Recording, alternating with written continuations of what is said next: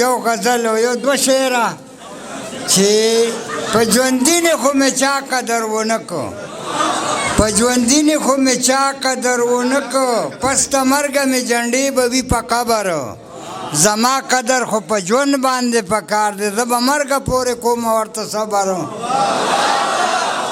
او وی یار چې په سترګو کې باڼه راکاږي، یار چې په سترګو کې رانجه راکاږي، نو باڼه د سترګو مې په زړه راکاږي.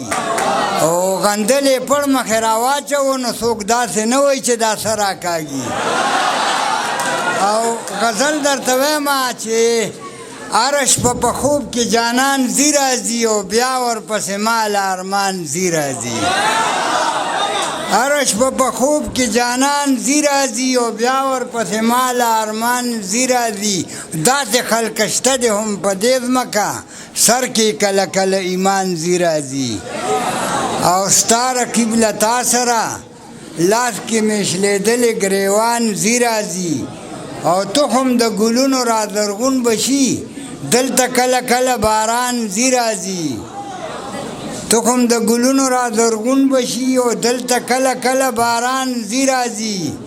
او زړه لکه سندان که پروا مه کوه، زړه لکه سندان که پروا مه کوه، عشق کې کله کله تاوان ځي راځي. او خولې کې د غندل زګونه راشي او پلتو شي، ستا مخ کې پیاسې پیریان ځي راځي. دوانه بی خود کړي سړی، دوانه سړی غورځوي د یار لیمه او د ساقي د جام مثال یو دی.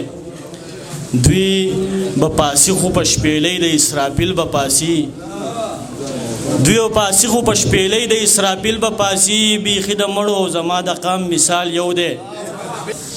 سړی ترې خلاص شي خو مرۍ له لاسونه راشي، د زندګۍ او د ښکاري د دام مثال یو دی. چې نیمه شپه کې به د غره په سر سپوږمۍ ودرېده، ته به رایاده شوې په زړه به مې پولۍ ودرېده.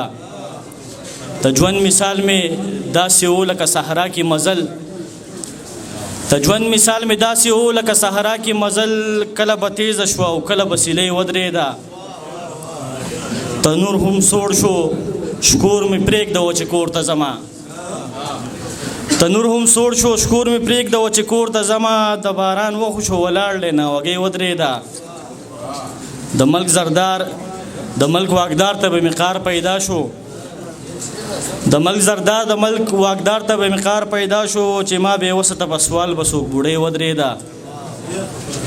مننه جی. لمبه لمبه حسن لوګې لوګې اوربل پې راخور، لمبه لمبه حسن لوګې لوګې اوربل پې راخور، خوب دی که ویښ یم خاپیرۍ د کجنۍ ودرېده. او فرهده ځکه د اظهار په مرۍ غلی شومه، فرهده ځکه د اظهار په مرۍ غلی شومه، د تهمتونو بلا ماته بلۍ ودرېده. په ډک محفل کې تر سبا خبرې وکړو منګه، په سترګو سترګو کې بلها خبرې وکړو منګه. تا له غرور په خوله لاس ایښی، ما له ایښی غربت، یقین مې نه کېږي چې بیا خبرې وکړو منګه. هغه زړګي چې به د پلک په ګزار نه ماتېدل، هغه زړګي د نن د خپل باڼه په سوکې مات کړل. او خمو د غره په تاو راتاو لارو ټپې وکړلې، خمو د غره په تاو راتاو لارو ټپې وکړلې، منګه ګېډې راوړل هغو ځان له تورکې مات کړل.